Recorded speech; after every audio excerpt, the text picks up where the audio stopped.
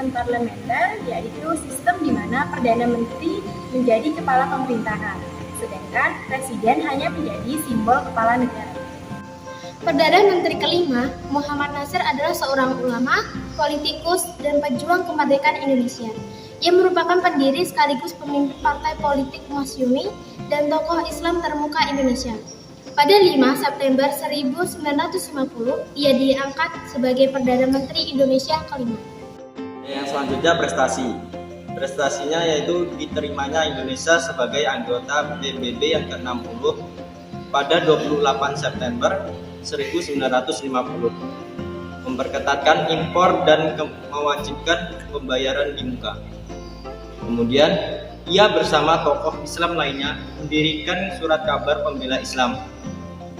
Beliau juga banyak menulis tentang pandangannya terhadap agama di berbagai majalah Islam. Karya-karya selanjutnya banyak ditulis dalam bahasa Inggris dan lebih terfokus pada politik, pemberitaan tentang Islam, dan juga hubungan antara umat Kristiani dengan Muslim. Program kerja Kabinet Nasir antara lain 1. Meningkatkan usaha keamanan dan ketentraman. 2. Menguatkan konsolidasi dan menyempurnakan susunan pemerintahan. 3. Mengembangkan dan memperkuat ekonomi rakyat sebagai fondasi ekonomi nasional. Keberhasilan Kabinet Kerja yang pertama, pada bidang ekonomi, sistem ekonomi diubah dari ekonomi kolonial menjadi ekonomi nasional. Sistem ini disebut Sumitra Plan. Yang kedua, kabinet ini juga membuka lebar pintu untuk melakukan politik luar negeri. 3. Diterapkannya prinsip bebas aktif dalam politik luar negeri Indonesia dan akhirnya bergabung dengan Perserikatan Bangsa-Bangsa. Yang keempat, Indonesia juga melakukan perundingan dengan Belanda mengenai wilayah Irian Barat untuk pertama kalinya.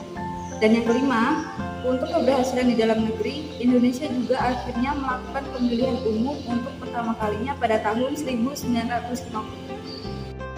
Penyebab jatuhnya Kabinet Muhammad Nasir adalah karena kegagalan beliau menyelesaikan persoalan Papua Barat yang masih dikuasai Belanda. Masa jabatan beliau berakhir pada 26 April 1951. Sekian yang dapat kami sampaikan, kurang lebihnya mohon maaf. Bila ada pertanyaan, bisa PT saya atau teman-teman saya. Kami akhiri. Wassalamualaikum warahmatullahi wabarakatuh. Dadah.